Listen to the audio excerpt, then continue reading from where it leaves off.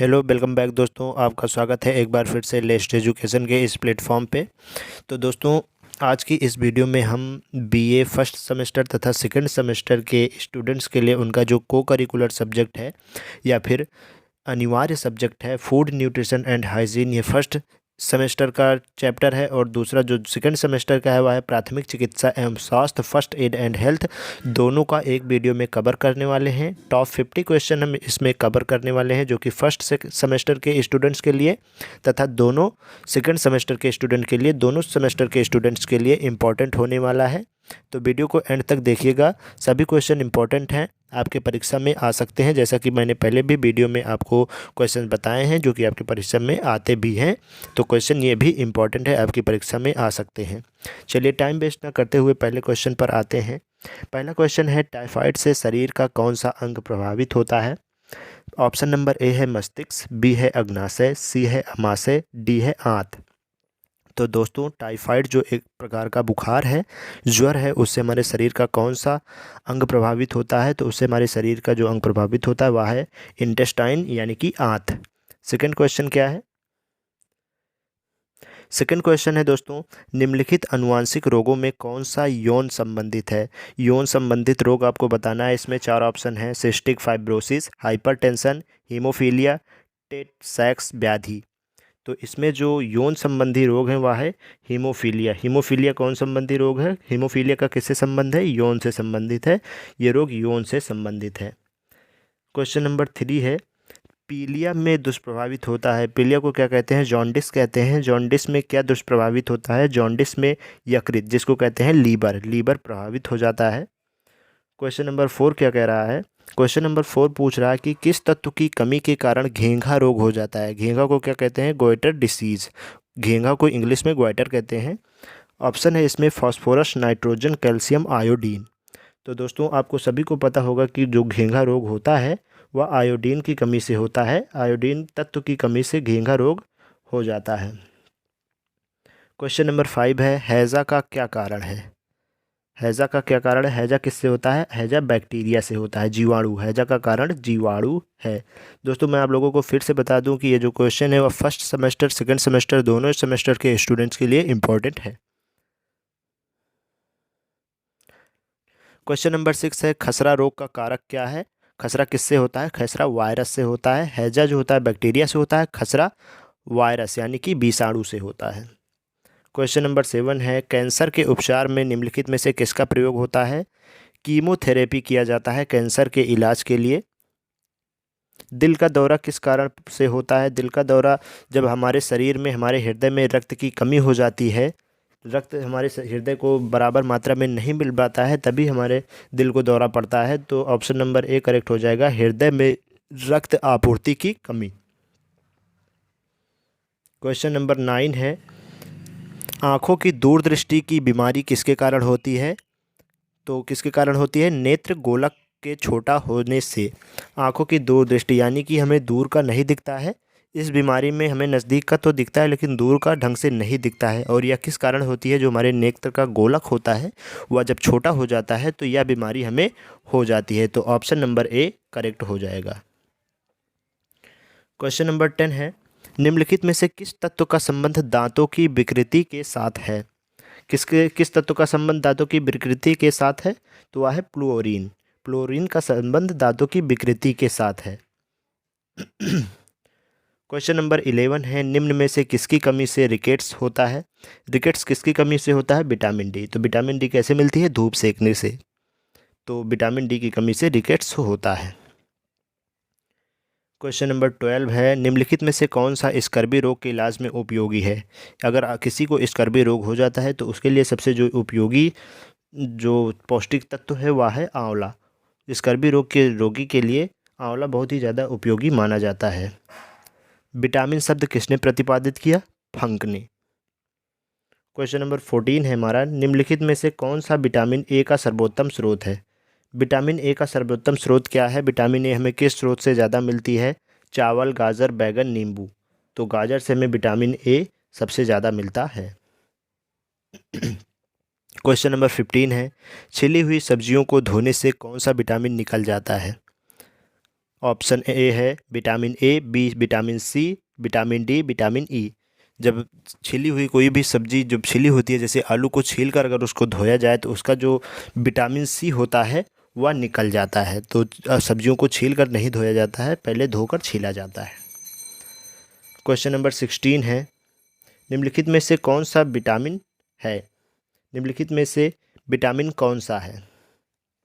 तो कौन कौन सा? फोलिक अम्ल है, ग्लूटामिक अम्ल है, लाइनोइक अम्ल है, साइट्रिक अम्ल है। तो फोलिक अम्ल जो है वह एक प्रकार का विटामिन है।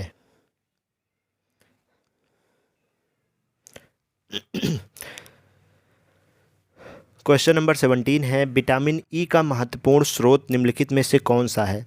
ताड़ का तेल, नारियल का तेल, गेहूं अंकुर का तेल, राई का तेल। विटामिन ई का जो सबसे महत्वपूर्ण स्रोत है वह दोस्तों क्या है? गेहूं और अंकुर का तेल विटामिन ई का सबसे महत्वपूर्ण स्रोत माना जाता है। क्वेश्चन नंबर 18 है, मानव शरीर में रक्त का थक्का किस विटामिन से बनता है? Vitamin C, vitamin D, vitamin E, vitamin K. तो दोस्तों आप सभी को पता होगा, क्लास 10th की चीज़ें हैं, ये सब आसान सी चीज़ें हैं। रक्त का थक्का विटामिन के से बनता है। क्वेश्चन नंबर 19 है, विटामिन ई विशेषता किसके लिए महत्वपूर्ण है? तो विटामिन ई सबसे ज़्यादा महत्वपूर्ण है, वह है लिंग ग्रंथियों की सामान्य क्रिया में विटामिन ई का बहुत ही ज़्यादा बड़ा हाथ होता है। क्वेश्चन नंबर 20 है, मछलियों के यकृत में तेल की किसकी प्रचुरता होती है?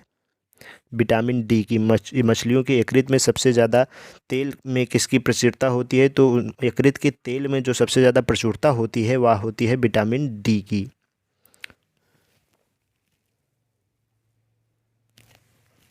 क्वेश्चन नंबर 21 है हमारा, निम्नलिखित में से कौन सा विटामिन जल में घुलनशील है? जल में घुलनशील विटामिन कौन सा है? Vitamin C. विटामिन सी जल में घुलनशील विटामिन होता है। इंपॉर्टेंट क्वेश्चन है, पूछा जा सकता है। क्वेश्चन नंबर 22 है, कौन सा विटामिन प्रतिरक्षा प्रदान करता है? Vitamin A. विटामिन ए हमारे शरीर को प्रतिरक्षा प्रदान करता है। क्वेश्चन नंबर 23 है, विटामिन सी का रासायनिक नाम क्या है? विटामिन सी का रासायनिक नाम एस्कॉर्बिक एसिड है, एस्कॉर्बिक अम्ल। क्वेश्चन नंबर 24 है, निम्नलिखित विटामिनों में से कौन सा शरीर में भंडारित नहीं होता है? यानी कि ऐसा कौन सा विटामिन है जो हमारे शरीर में आता तो है लेकिन ज़्यादा देर तक रुकता नहीं है, भंडारित नहीं होता है, यानी कि स्टोर नहीं होता है, वह निकल जाता है। तो वह विटामिन है विटामिन डी। क्वेश्चन नंबर 25 है, निम्नलिखित विटामिनों में से किसमें कोबाल्ट होता है? कोबाल्ट किसमें होता है? विटामिन B12 में कोबाल्ट पाया जाता है। तो ऑप्शन नंबर सी हमारा सही हो जाएगा, विटामिन B12। क्वेश्चन नंबर 26 है, निम्नलिखित में से कौन सा एक विटामिन ए का प्रचुरतम स्रोत है? तो इसका राइट आंसर है दोस्तों आम। क्वेश्चन नंबर 27 है, विटामिन ए की कमी से कौन सा रोग फैलता है? विटामिन ए की कमी से रतौंधी यानी कि नाइट ब्लाइंडनेस हो जाता है। क्वेश्चन नंबर 28 है, मानव शरीर में विटामिन ए भंडारित होता है, कहाँ पर होता है? यकृत में होता है, लीवर में होता है विटामिन ए। क्वेश्चन नंबर 29 है, निम्नलिखित में से किसे रक्षात्मक पदार्थ कहा जाता है? विटामिन को रक्षात्मक पदार्थ कहा जाता है। प्रोटीन वगैरह, कार्बोहाइड्रेट, वसा का लॉस हो जाता है, ये सब रक्षात्मक पदार्थ नहीं है। विटामिन ए हमारा रक्षात्मक पदार्थ है। क्वेश्चन 30 है, इनमें से कौन सा पदार्थ मानव शरीर में ईंधन का काम करता है? ईंधन, जैसे किसी गाड़ी में ईंधन डालते हैं तभी गाड़ी चलती है, उसी प्रकार मानव में ऐसा कौन सा पदार्थ होता है जो ईंधन का काम करता है, जो हमें एनर्जी देता है?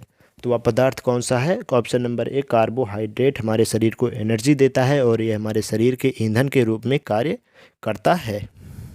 क्वेश्चन नंबर 31 है, निम्न में से किसे प्रति ग्राम सर्वाधिक ऊर्जा प्राप्त होती है?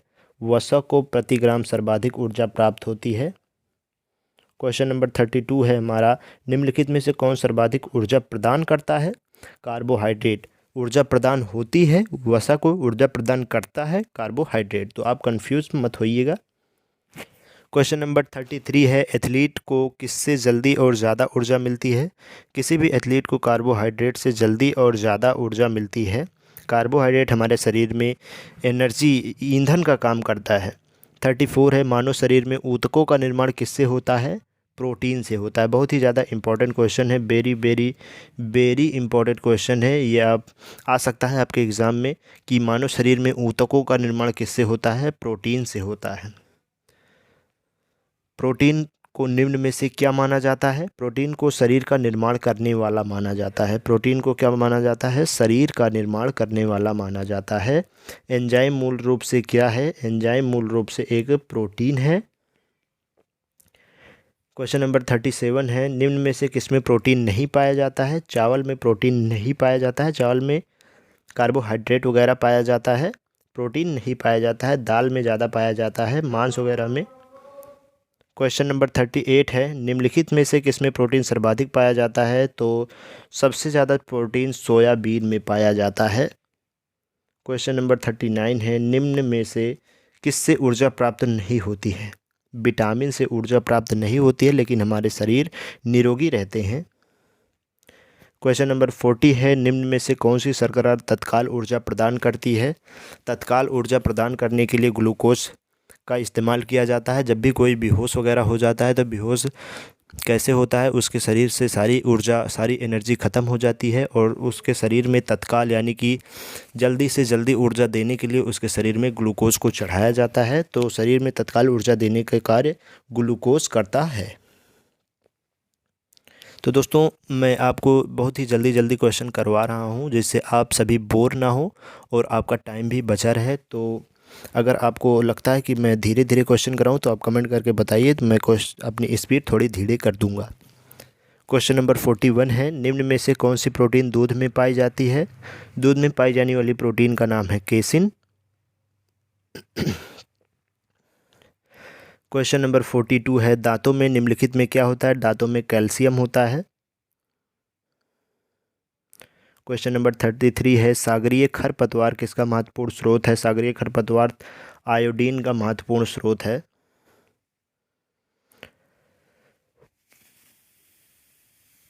क्वेश्चन नंबर 44 है, निम्न में से कौन आयोडीन का सर्वोत्तम स्रोत है?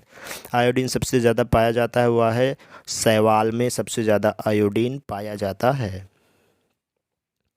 क्वेश्चन नंबर 45 है, पालक के पत्तों में किसकी मात्रा सबसे अधिक होती है? पालक के पत्तों में सबसे ज़्यादा जो मात्रा होती है वह होती है आयरन की मात्रा सबसे ज़्यादा अधिक होती है पालक के पत्तों में। क्वेश्चन नंबर 46 भी उसी से मिलता जुलता है, मनुष्य लोहा यानी कि आयरन किससे प्राप्त करता है? पालक से प्राप्त करता है। पालक में सबसे ज़्यादा आयरन की मात्रा होती है। क्वेश्चन नंबर 47 है, किसमें भरपूर लौह तत्व पाया जाता है? हरी सब्जियों में लौह तत्व सबसे ज़्यादा पाया जाता है। क्वेश्चन नंबर 48 है, निम्नलिखित में से किसकी उपस्थिति के कारण दूध में मिठास आ जाती है? तो आप सभी ने देखा होगा कि दूध हल्का हल्का मीठा लगता है, वह किसके कारण होता है? लैक्टोज होता है दूध में, उसके कारण दूध में मिठास आ जाती है। क्वेश्चन नंबर 49 है, केंद्रीय खाद्य प्रौद्योगिकी अनुसंधान संस्थान central food technology research institute कहाँ पर है? मैसूर में है। Very very very important question है। केंद्रीय खाद्य प्रौद्योगिकी अनुसंधान संस्थान central food technology research institute कहाँ पर है? मैसूर में है। कहाँ पर है? मैसूर में है। तो दोस्तों, मैंने 49 क्वेश्चन का आंसर आपको करवा दिया है। क्वेश्चन नंबर 50 मैं आपको पूछूंगा, उसका आंसर आपको कमेंट सेक्शन में देना है। तो दोस्तों, क्वेश्चन नंबर 50 है, मानव शरीर की सबसे बड़ी हड्डी और सबसे छोटी हड्डी का नाम क्या है? इस क्वेश्चन का आंसर आपको कमेंट सेक्शन में देना है। टॉप 3 जो सबसे पहले क्वेश्चन का आंसर देंगे उनका नाम हम अगली वीडियो में लेंगे और उन बताएंगे कि इन्होंने क्वेश्चन का सही जवाब दिया है।